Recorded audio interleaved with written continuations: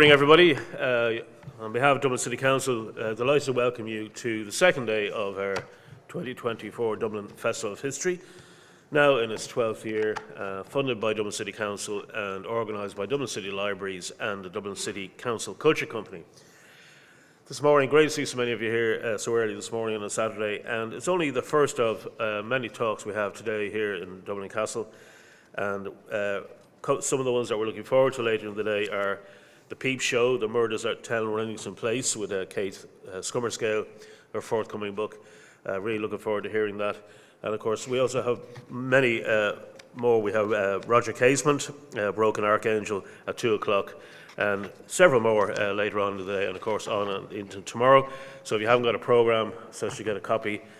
And also keep an eye on our website, because we have added some more events to the festival, which continues on for the next couple of weeks. So our first session today is, I suppose, a pertinent one. We always like to look at the events that led to the foundation of the state and led to the country that we have at the moment. And so it's a great pleasure that we have for the first session this morning is on the Boundary Commission with Cormac Moore, Margaret O'Callaghan and Ed Burke. And the moderator is Ronan McGreevy, and Ronan is going to do a better introduction to the participants. So once again, you're all very welcome, and I hope you enjoy the day here at Dublin Castle. Thank you.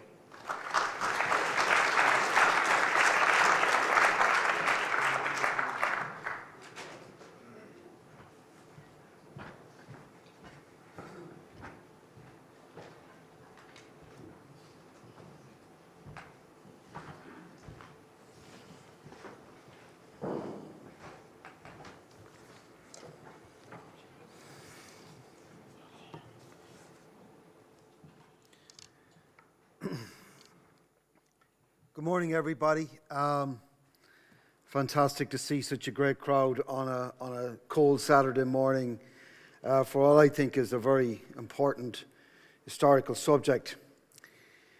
On November the 7th, 1925, the most significant newspaper leak in the history of Ireland was published in the Morning Post. It came as a profound shock to nationalists on both sides of the border. The Boundary Commission was set up in 1924 in accordance with the terms of the treaty. Many nationalists hoped it would lead to the incorporation of Catholic majority areas into the Irish Free State, but it did no such thing. Here to discuss the Boundary Commission this morning are three historians and experts on British-Irish relations from that period. On my extreme right here is Dr. Cormac Moore, is the historian resident in Dublin City Council and the author of The Birth of the Border, among many books. He also writes regularly for the Irish News on how events 100 years ago shape Ireland. His book on the Boundary Commission with the working title, The Root of All Evil, The Story of the Boundary Commission, will be published next year.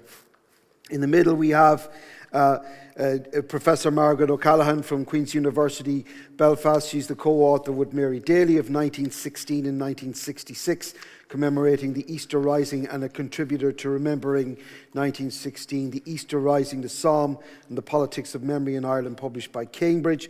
She's also author of the paper Old Parchment and Water, the Boundary Commission of 1925 and the Copper Fastening of the Irish Border. Finally, on my left here, we have Dr. Ed Burke, who's a lecturer, assistant professor in the Department of History at UCD.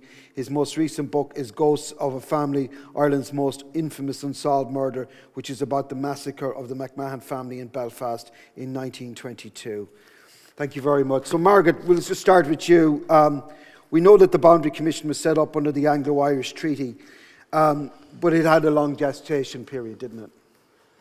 Yeah, there are various time spans, I suppose, you can choose to look at it within, but probably the most realistic is that kind of arc, that period from 1885, 1886 to 1925, when the Boundary Commission actually makes its judgment. So it's a period of what I suppose we could call democratisation in Irish politics.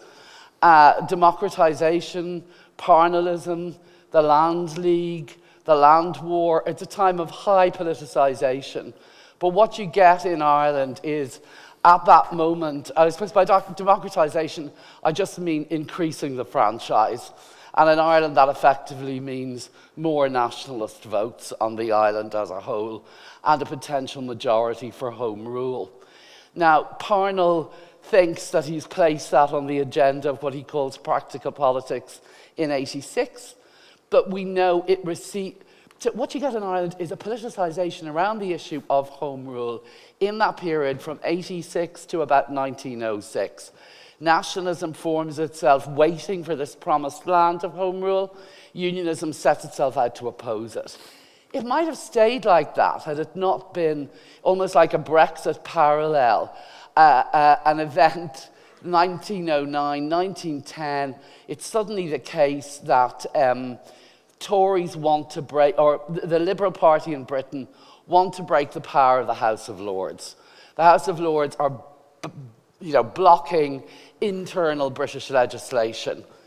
They remove the veto of the House of Lords, but the veto of the House of Lords is the only thing preventing a Home Rule Bill for Ireland from going through. The other peculiarity about that Home Rule Bill, the so-called Third Home Rule Bill, is it would never really have happened had it not been for the dependence of that Liberal government of Herbert Asquith on Irish nationalists. So you get a very strange concatenation of circumstances. It's almost eerily similar, if on a higher scale than the Brexit imbroglio of a few years ago. And then once the issue becomes, is Home Rule going to happen, it eventually or gradually turns into an issue of what can Irish unionists do to protect themselves or preserve themselves from going the road of Home Rule. So we see a whole series of legislative interventions by the British government. The Third Home Rule Bill, put on the statute books for the duration of the war. The 1916 Rising, an emergency decision by Asquith and Lloyd George that, okay, maybe they'll grant a kind of home rule to 26 counties at that point. And then at the end of the war, quite a hostile attitude from Britain towards Ireland, despite the so-called Redmondite sacrifice. And then you get the 1920 Government of Ireland Act.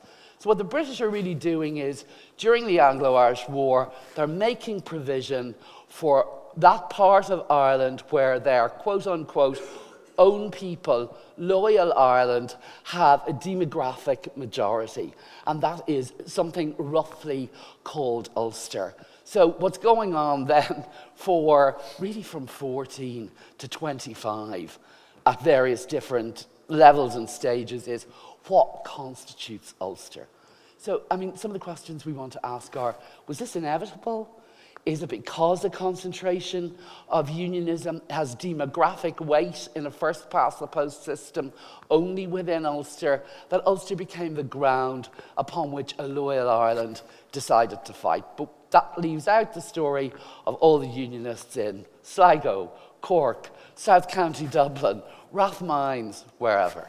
So I'll leave it at that for now, Ronan. Okay, so thanks very much for that, Margaret. Cormac, Margaret spoke there about the veto of the House of Lords ending. In other words, they could only delay legislation in 3 successive parliaments, so 12, 13, and now we're into 14.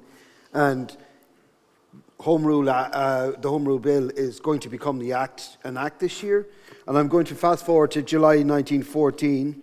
And we have a famous extract from Winston Churchill's World at War.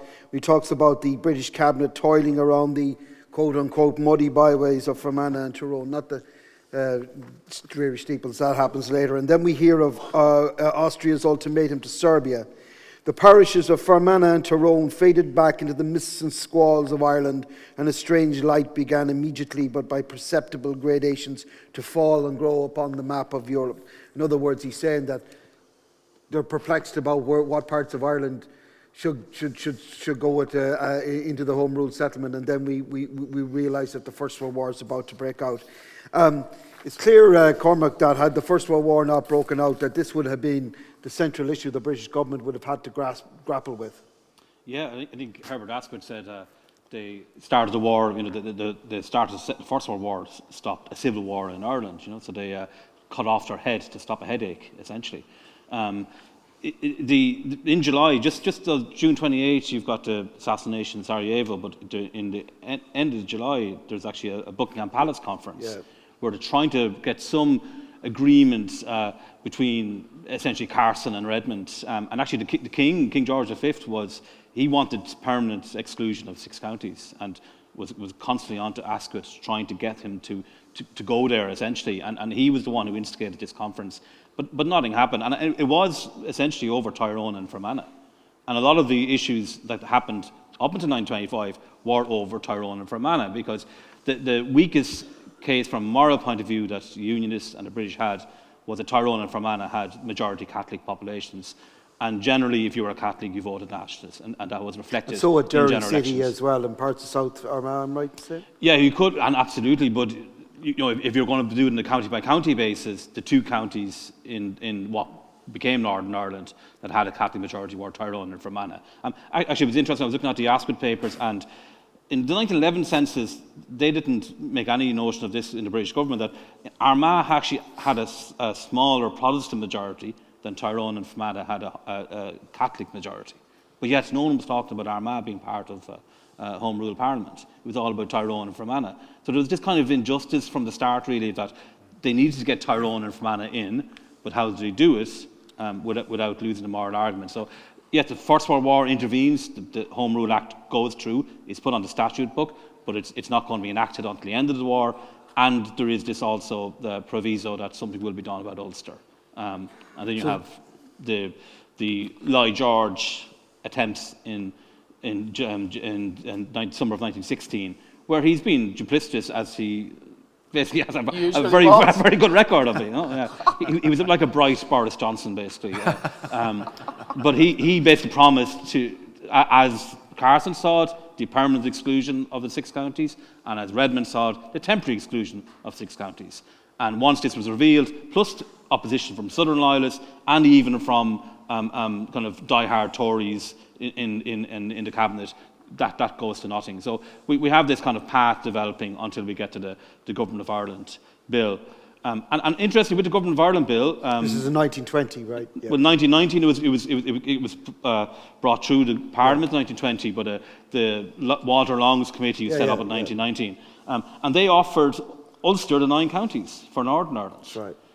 And James Craig, who wanted nothing to do with a boundary commission in 1921, he wanted a boundary commission in 1919, so that they'd have a more kind of a safer majority, as opposed to, it would have been around 55-45 Protestant Catholics for the whole of Ulster.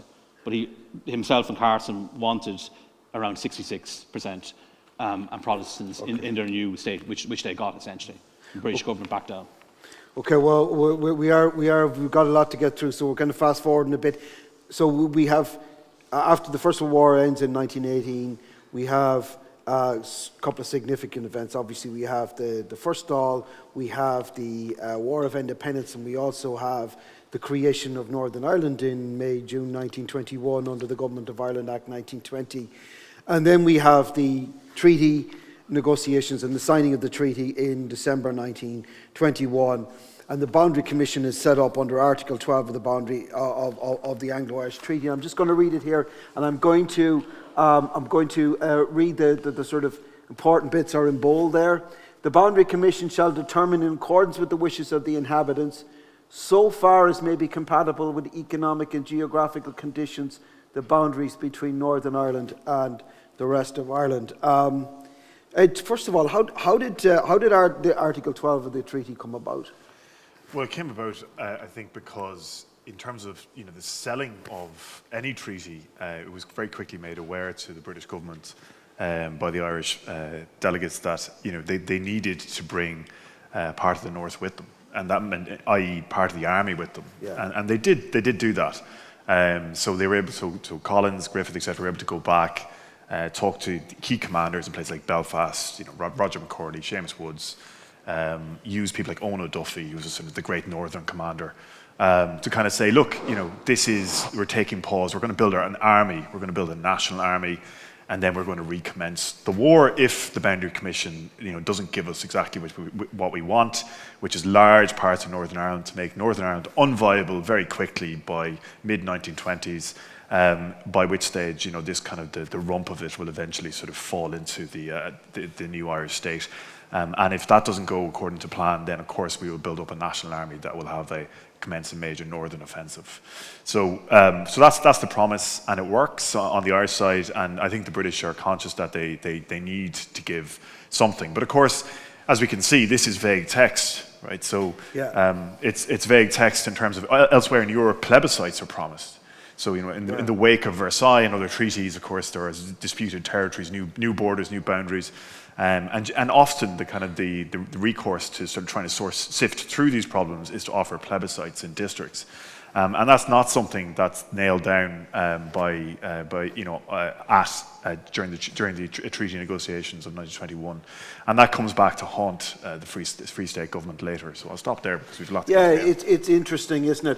I mean, if you took out that sub-clause, the Boundary Commission shall determine in accordance with the wishes of the inhabitants the boundaries between Northern Ireland and the rest of Ireland, you'd have a much more clear-cut case. But that sentence always seems to me to be the devil in the detail type of thing that's going to... They actually had in the original draft, they actually had without the economic and geographic conditions. But then there was a big meeting between the British and the Sinn Féin delegations. And Lloyd George actually said, well, what about the Glens of Antrim? That's a majority Catholic area.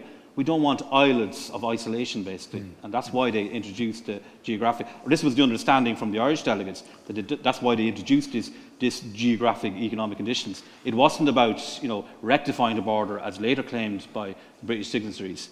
It was actually essentially for these isolated areas like Glens of Antrim. And just say very briefly, just in the Buckingham Palace Conference 1916, actually, the argument for why at one point Ulster was offered, as I said, the 9-county Ulster, and they said that John Redmond, would you accept that Ulster, because there'll be a very large nationalist minority, which may actually lead to a less assertive unionist unionist Ulster in a sort of devolved agreement. And Carson and Craig were extremely worried that actually Redmond would accept that.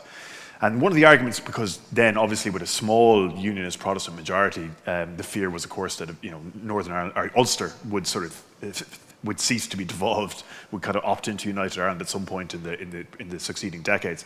But I think actually the argument was made there was that Donegal, you can't leave Donegal out because of its connection to Derry. It would be absolutely foolish to even think of a Northern Ireland that doesn't allow for Donegal to have this, under the same administration as Derry. So there were already economic arguments to be made in 1916 as to why Northern Ireland shouldn't be viable in a 6-county form. So I think it's interesting in terms of how this kind of gets flipped then later, whereby you're making convoluted arguments as to why parts of Northern Ireland cannot secede to or cannot be included in the Free State. Cormac, the treaty was signed in December 1921, but the Boundary Commission didn't get started until November 1924. Why was that? How long do you have? I had 3 minutes. Well, the Boundary Commission was not meant to happen originally because Northern Ireland was offered to stay in the Free State. So when the treaty was signed, it was basically Northern Ireland was part of the Free State nominally, but it was allowed to keep all of its Government of Ireland entitlements and such. But it had to decide. There was meant to be an Ulster month a year after the treaty was signed, December 22. It wasn't an Ulster month, it was an Ulster day. The very first decision they made was opt out of the Free State, the Northern Ireland Parliament, House of Commons and the Senate. And that triggered the Boundary Commission. So it couldn't have happened the way it was signed. Couldn't have happened before December 22 anyway, for a Boundary Commission to meet. But then obviously the Free State was going through the Civil War, and they didn't want the Boundary Commission to meet at that time.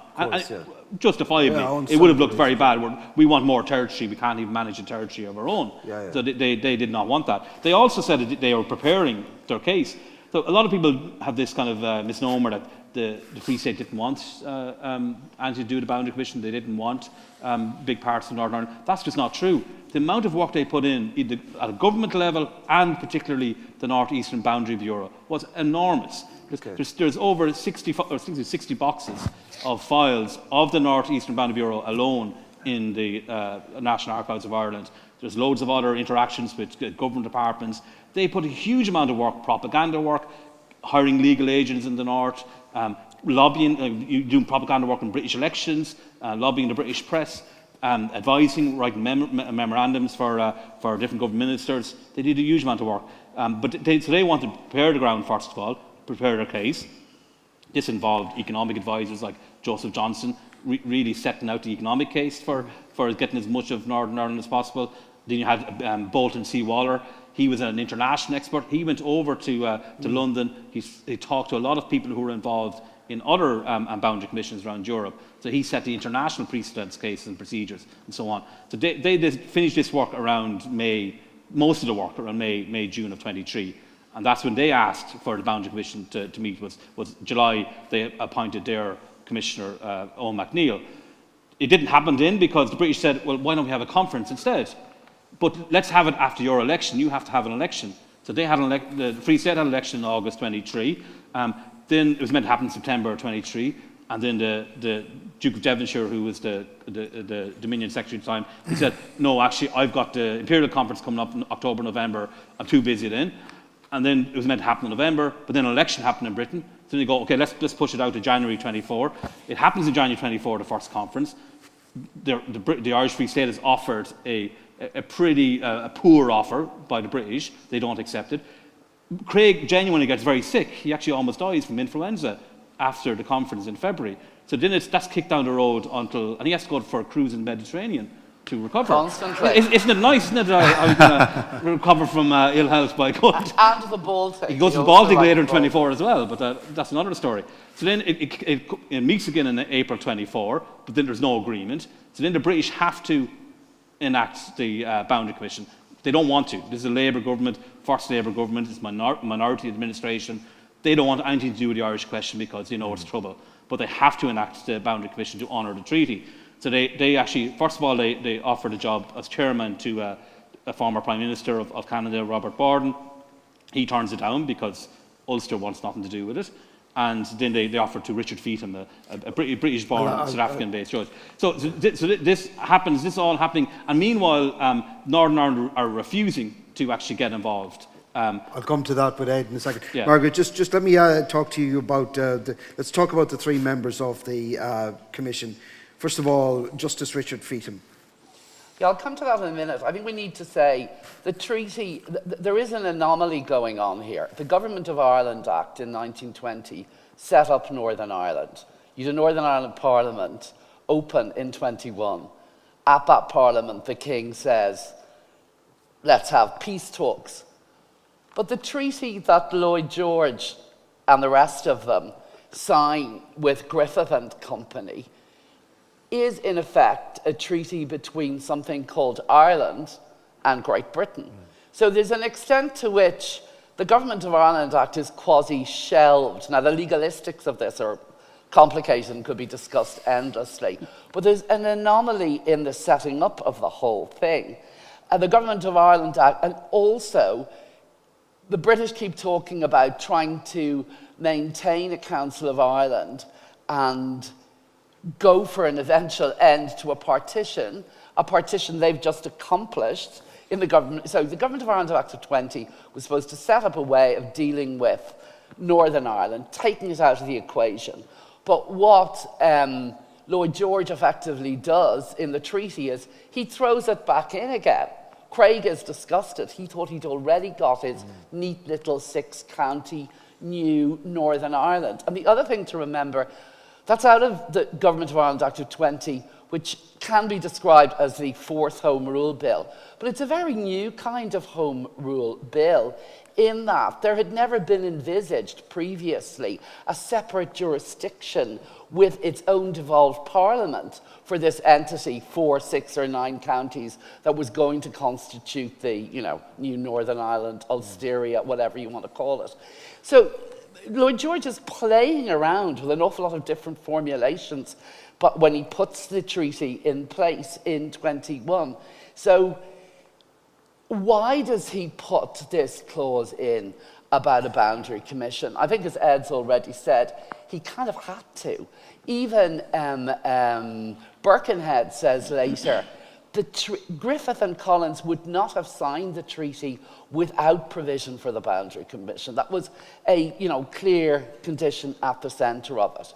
And then once it's signed, you might ask, what's the language of it actually saying? It's trying to use a language from post-Versailles European settlements, Silesia, other places, where there are plebiscites. So there's a whole new language of the rights of minorities as opposed to majorities. Somebody as shrewd as Arthur Balfour feels, look, in the eyes of the world, you know, De Valera said to the negotiators, if you're breaking, break on Ulster.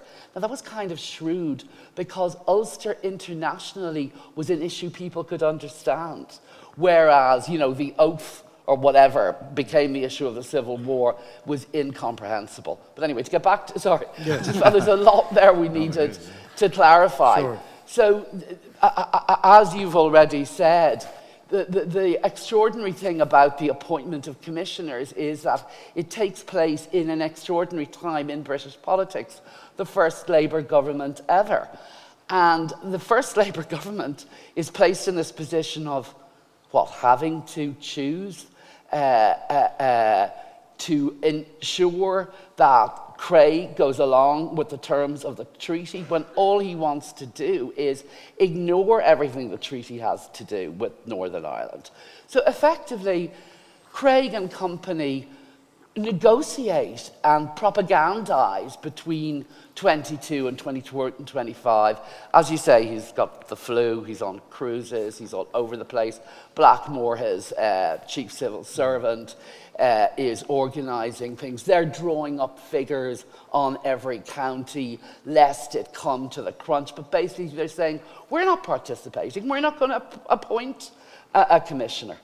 And in the end, the British government are forced to introduce legislation in order to appoint a commissioner. And the person they choose is Feetham. Now, Geoffrey Hand, the leading historian of the Boundary Commission, has kind of said that Feetham was fair, Feetham was just, but as Kevin O'Higgins said, Feetham was appointed by the British government. He was going to interpret the terms of this in whatever way seemed most obliging to the British government. The important scholar Deirdre McMahon discovered some years ago that Dawson of the Times spoke to Arthur Balfour. They kind of marked Feetham's card. So who was Feetham? He was out of a circle around Lionel Curtis. They subsequently became, it was all about building a new empire, building a new commonwealth for the 20th century. Feetham was right at the heart of that. He'd been out in South Africa. He'd been part of the post-war Boer War reconstruction. He was associated with Alfred Milner. He was close to Hankey. He was close to key figures within the British government. So that was Feetham. You know, he ends up as a liberal South African judge. Quite an interesting guy. Eoin MacNeill. Let's just talk about Joseph Fisher, because we're going to talk about Eoin MacNeill with the Okay, Fisher was the person who was eventually appointed on behalf of the Northern government. He was legal background, he's a newspaper background, he was a writer, he was a cultivated individual, he'd European interests in minority-majority questions. He followed, as a Northern scholar has recently demonstrated, you know, minority questions in Finland and in other European countries. He was shrewd. He was very close to Craig. He was very close to the wife of a key Ulster Unionist MP called Reid. And throughout the activities of the Boundary Commission, he helpfully wrote to Mrs. Reid, or was she Lady Reid, or was that later? I'm not sure. She knew exactly what was going on day by day throughout the activities of the Boundary Commission. And this was helpfully passed on to Craig, who knew exactly what the Commission was doing at all points. And then finally, the Free State representative was Eoin MacNeill.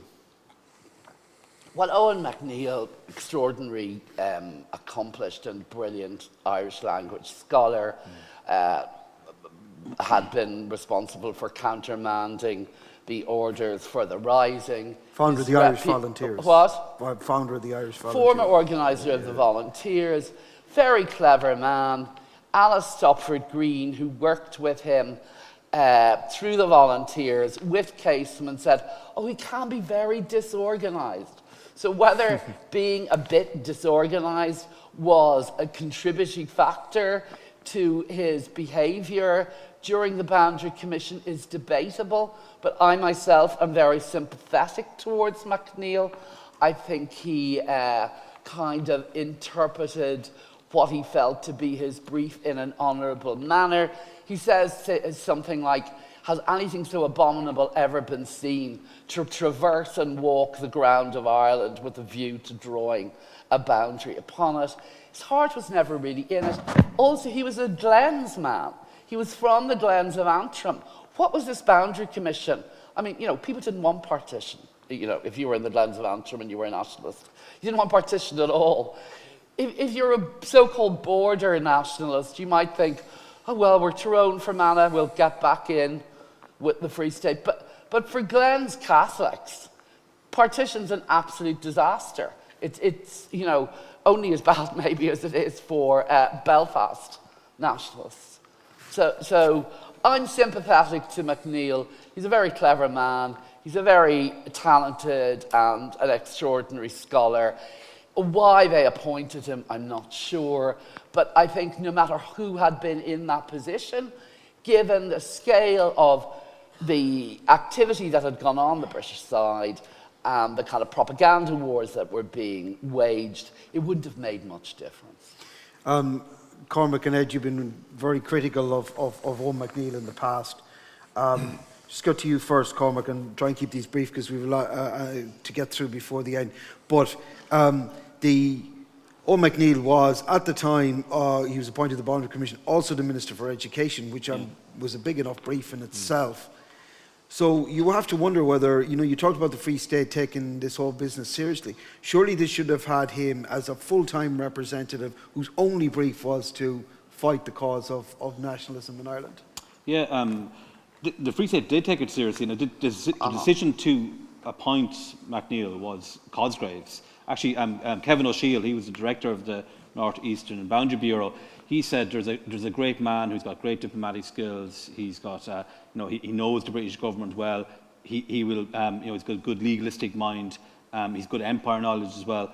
I think we should appoint James MacNeill, the brother, the High Commissioner in London. But Cosgrave wanted a member of the cabinet because he wanted someone close to him that he could trust, and he wanted someone from Ulster. So that only left two, either MacNeill or Ernest Bligh. And he wanted a Catholic, so that only left MacNeill. So that is why he chose him, and he trusted MacNeill. But unfortunately, I wouldn't be as sympathetic, I must admit, as Margaret is on MacNeill. He wasn't suitable for this job, and he shouldn't have accepted it. And he actually admitted to Patrick McGilligan, who became a member of the cabinet after the Army Mutiny in '24. He admitted around the time, look, and he was a scholar as well in UCD, McGilligan, and he said, look, I don't want anyone else to take the rap for this. I'm old, you know, my career is pretty much ending. Someone like you are starting your career. It's better I take the rap. This is him in talking 24 before the Boundary Commission meets, so he knows it's not going to end well anyway. But it was his behaviour throughout the commission that is bizarre. Geoffrey Hand said the best word to describe Eoin MacNeill's performance is ambiguous. To me, that's the best word to describe the actual Boundary Commission clause. But the best word to describe Eoin MacNeill's performance is bizarre. He didn't push back at all at Feetham's interpretations of the treaty, and he should have done that from day one. And he had scope to do that. He should have issued a minority report when the agreement that the three of them agreed on October 17th to give the very marginal rectifications of land plus land from the Free State of Northern Ireland. He should have signed a minority report. And he was not honest with his cabinet colleagues when he resigned from the Boundary Commission. To the time when he resigned from the cabinet, he did not tell them he agreed with that and he'd signed that. Yeah, it's bizarre. There's a lot of kind of he's a bit duplicitous from the time that the leak comes out in November 7th to the time he resigns from the cabinet, which is at the end of November. There's an interesting story actually, very quick. E.M. Stevens, he was the secretary. Edward Millington Stevens, he was actually nephew of John Millington Singh, the playwright. The Irish Free State Council went over beginning of December to Clements in the headquarters of the Boundary Commission to give their case, essentially. So it's Stevens, he's got a few lawyers like Patrick Lynch and Sergeant Hanna and so on, and MacNeill joins them. And they are all trying to prepare for this meeting on the train over from Holyhead to London. And MacNeill just talks about the land and what happened hundreds and hundreds of years ago. And then he starts talking about other things. And Stephen says, what's he on? And then he loses his suitcase from the train, and they have to go look for the suitcase, while the other guys are trying to prepare for this really important meeting with the Boundary Commissioners the next day. And you look at the interviews of the Boundary Commission all over kind of different areas around the border areas. And MacNeill's questioning, if there is questioning, is bizarre and it's irrelevant to the points he's trying to get across, or the Free State case. So I think his appointment, I agree with Margaret that no matter who was there, it was unlikely that much could have been done because the way the wording of the Boundary Commission was structured. But he definitely was not the right person, and he definitely and he actually lost them the PR battle as well in late 25. They could have won that. And they definitely lost that because of MacNeill's performance. He was an absolute disaster. I'm just going to, because I want to get to questions in about 7 minutes. So, sorry, is there any chance I could ask Cormac a question? yeah, that'll be At the end, yeah. In terms of WT, actually years later said that he was a bad choice. Yeah, not just years later. He said December 25. yeah. But many years later to Joseph Curran for his The- said he's a bad choice. There'll be questions later on, and I'll come straight to you. Ed, you wanted to talk as well about, on the one level, this sort of this semi-detached attitude that Eoin MacNeill had to things, but then you also have the Northern government doesn't actually participate. I'm right. Joseph Fisher is actually nominated by the British government because the Northern government opt out of this whole process, isn't that right?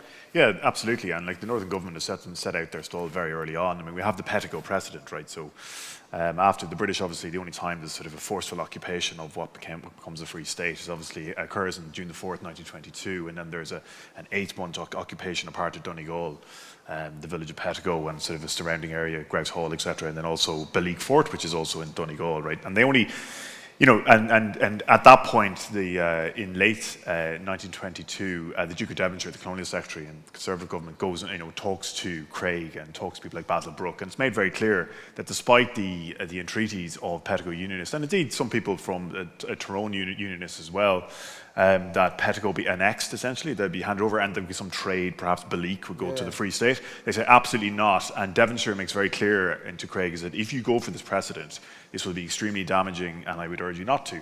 And similarly, Craig says, well, I had no intention of it. So, Petticoat, even though it's a majority unionist Protestant village, district, there's no appetite for that whatsoever. So the Free State government should have seen a sort of warning sign there that actually the appetite from Craig was, from 22, 23, was extremely limited. I would say another reason why, of course, he doesn't want to engage. I mean, so there's another aspect to this is the British government obviously there's been a London-Dublin dimension, and the British government then decided to introduce a Belfast dimension, and in some ways this was reflected in the Petticoat precedent as well. They see themselves, as in Silesia, as sort of a moderating force. They don't see this as a UK, as sort of two sovereign states, London, Dublin, and then London representing the whole of the United Kingdom. And that puts the Free State into a wholly different dimension then, which again, warning signs, alarm bells should have been going off. That if it's sort of tripartite now as opposed to the Anglo-Irish Treaty, that's fundamentally changed the game. And I'd say that finally, just we need to remember what's going on. I mean, we mentioned the Curran mutiny in the south. There's also what is regarded within elite unionist circles as the Special Constabulary mutiny in the same year, right? So the specials. There's a very interesting moment where the Labour government come in. There's a Secretary of State for War. Stephen Walsh, who's the orphan son of Irish migrants, feels very strongly about Irish issues. He's the first Labour Secretary of State for War, and he says, my task is to dismantle the Special Constabulary, right? And he starts doing it. He starts acting on it, and he reneges upon a previous agreement between Lord Derby, the Secretary of State for War, to actually keep most of the specials intact. And indeed, Craig says that Derby had allowed them to turn the specials into a territorial military force, Ulster's army. And Walsh says, absolutely not. And there is a huge pushback in militant loyalist circles about this. They feel that Craig has dropped the ball, and they feel they need to threaten, if necessary, the British government. And so there's a lot of movement. This is the same time as Craig is forced, in many ways, because of his his alliance with militant loyalists to get rid of District Inspector John Nixon from the Royal Ulster Constabulary. That's happening around the same time. 10,000 loyalists march to the Ulster Hall. They talk about deposing Craig. He's in a vulnerable political position. He's sick. And so even if I don't think he had the intention, but his situation is precarious with regards to unionist militants. And it is Nixon who comes up with the phrase, "not an inch," which subsequent unionist governments then adopt. So in terms of, it is made clear to them, they are warned about the threat of a special constabulary mutiny, particularly in the border area. At this point, the British Army get involved. Lord Cavan and others have been coming up, he's the head of the Chief of the Imperial General Staff, the head of the British Army. He's trying to make plans for potentially handing over some districts to different jurisdictions. And the Army, the War Office come back to London, or to the Cabinet, and they say, this is madness. The last thing we need to do as a military is to get back into Ireland to try and do something which was, we barely avoided a renewed conflict because of Pettigo in 22. And that was one tiny part of the Free State. If we're now being tasked to do something like hand over different districts, the possibility for the British Army not to avoid a further conflagration growing out of that, essentially accident, moments of tension, etc., leading to something much larger. So the Army, the War Office are pushing back, saying this is poorly thought out. This is actually in 24 as well as 25. They're very reluctant. And I would say, in MacNeill's defence, he's very high-handed. As a disorganised academic myself, I have some human sympathy for the man. But in terms of, he's very high-handed, including, so he's quite elitist in terms of how he deals with Boundary Commission witnesses, which really annoys me. But in terms of in October, the British Army, there's an approach made to the to the Free State government, to the Free State government in October of 1925, saying, how should we organise the potential handing over of districts? Because the Army are taking it seriously. They don't want to do it. And so the Free State government do know in October, at the end of October, they have a sense that, oh wow, there's districts from the Free State that are potentially being handed over here. So I think sometimes people like Cosgrave lean back and say, MacNeill we didn't have information in October, we didn't know what was coming. I think that's wrong. I think actually, to MacNeill's, I think they had a very good sense that there was huge problems and that there were districts in the Free State that were potentially being handed over as well. So I think MacNeill he does a bad job, as Cormac says, but he is also a fall guy. You're saying Cosgrave is a little disingenuous? Yes, he definitely is. Well, that's a very good point Ed made, because this wasn't just in this report, and they were talking from around July 25 about the transfer, what happens. Because under the treaty, this wasn't laid out. So it could have been the case, right, that's it, we've made our decision, right, you move your place now, you're in a new country.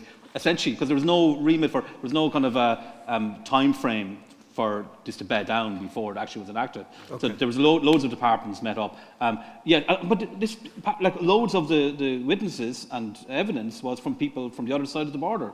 And they were met by Feetham. So obviously they were considering it. There's loads of newspaper reports that North Monaghan, East Donegal, they're going to be included in the... We should perhaps clarify that there are public hearings all through the last year of the Boundary Commission, whereby witnesses appear before the commissioners and give their case or make their case in a variety of ways. There's about 600 actually submissions to the Boundary Commission. Huge volume of... I'm conscious of the time here, so I'm just going to move on.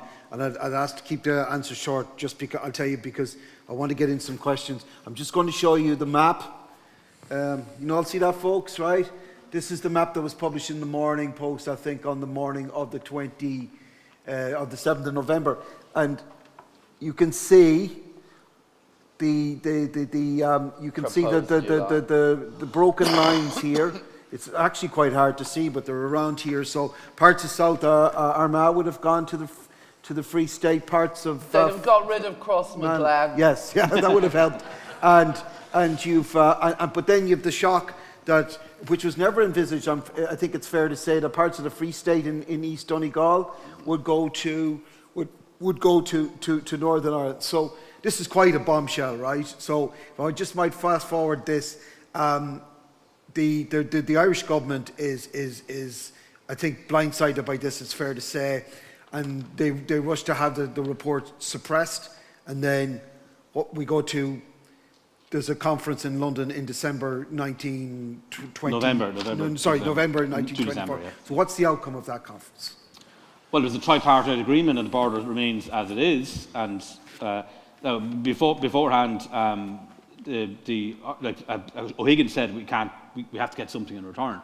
And actually, it was Lord Salisbury, a diehard, who suggested that there should be a Catholic ombudsman. Someone like Joe Devlin, someone who would actually look after a minority. So that was a big problem. And I do think the government were genuine. There is a suggestion of the League of Nations as well, isn't there? There was, but they didn't. Like Kevin O'Shiel mentioned, but Cosgrave must be one of the worst negotiators I've come across. Yes. He actually said to Curtis and Thomas Jones, one of the cabinet secretaries, that no, he wasn't going to go to the League of Nations. He said that in March, April of 24, whereas others said we should use this. And the British government said, you can go all you want, but we don't recognise the League of Nations when it comes to issues, intra-empire issues. That's none of your business. But the bottom line is that the bottom line is that the borders kept in place, but the revised boundaries. The borders kept in place, but the Ireland share of the imperial debt, which was about what, 20 million pounds, is written off. Is not correct in return for the border. So Kevin O'Higgins goes and he starts off really aggressive. Like actually, Cosgrave went first. He had the first conference with Craig. And Craig promised, leave the 6 counties as it is, we'll release a few internees. And that was obviously not acceptable to the Free State. So O'Higgins, a far more robust negotiator, he goes over and says, we never signed up to dinges and bulges of a border. You know that damn well. We want proper return of PR in Northern elections. We want safeguard of minority rights. Craig says no. Eventually it comes down to, well, what can you do for us in terms of Article 5? Article 5 was basically part of the treaty that the Free State agreed to contribute towards the imperial debt. Some reckon this could have been around £150 million back then, which would have been a huge amount of money for... It would be more than the government's income for any given year. For 60, 70 years. Right, That's yeah. right. It was a significant sum of money. But Craig told them, you're never going to get any money off these guys. They didn't get much money off Craig either, because they kept on getting grants for the money that the Northern Ireland contributed. So, but Churchill had to be convinced. He was the Chancellor of the Exchequer at the time.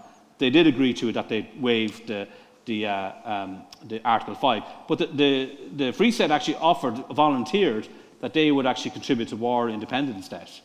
And actually they were blamed by the Labour Party. Thomas Johnson said, you weren't going to have to pay this Article 5 debt anyway, but you've just added on debt on war of independence debt that now you will pay. So you actually got a worse deal than you could have got. But ultimately they were satisfied to a degree, that the Free State government, that they had something to come back with. But that wasn't much good for Northern nationalists who were absolutely disgusted with what happened. Margaret and Ed, very briefly, again, I'm just going to try and get a question in before this is over. Did the Irish government sell out Northern nationalists in December 1925? I think that's very... I think the Irish government had a very weak negotiating position from the start of the Boundary Commission. I agree with you, their negotiations were not impressive in 25. They're up against, remember, a new Tory government. Winston Churchill is back at the Exchequer.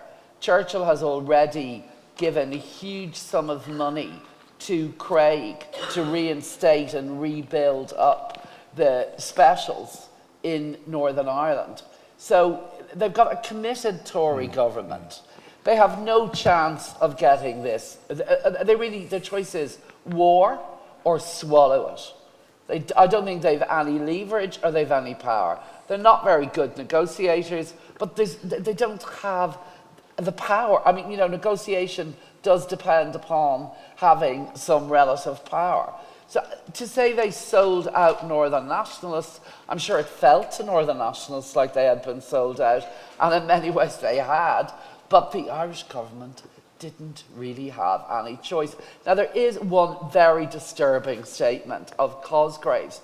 He says it's difficult now to imagine returning our people to the appalling jurisdiction of the specials when he's talking about East Donegal. So how come people in East Donegal are suddenly our people, and yet 4 or 5 years after this border has been conjured up from nowhere, suddenly those on the other side of it are no longer proper Irish people. I Okay. think that's really interesting. Just very briefly, I do think that they sort of blundered into a process that was profoundly flawed from the start. But there were people like O'Higgins was arguing that, you know, if the Labour government remained in place, for example, maybe they would get something on electoral reform. That Stephen Walsh, who I mentioned, he'd been disbanding parts of the Special Constabulary. The Beat Specials stayed, but they largely, as Margaret says, there was a chance there in 24-25 for the whole of the Special Constabulary to be entirely reformed and electoral reform to come in as well. So it wasn't hopeless with, I'd say there was more optimism with the Labour government, but once the Tories come in, really it's at that stage, in terms of, you can totally understand Northern nationalist sense of betrayal, because they are involved in a process now that is not good faith, that is shutting things down, including reform of the North itself. Okay. How long do we have for questions? Do we have a few minutes? Has anybody got any questions? I'd ask for questions. Yes.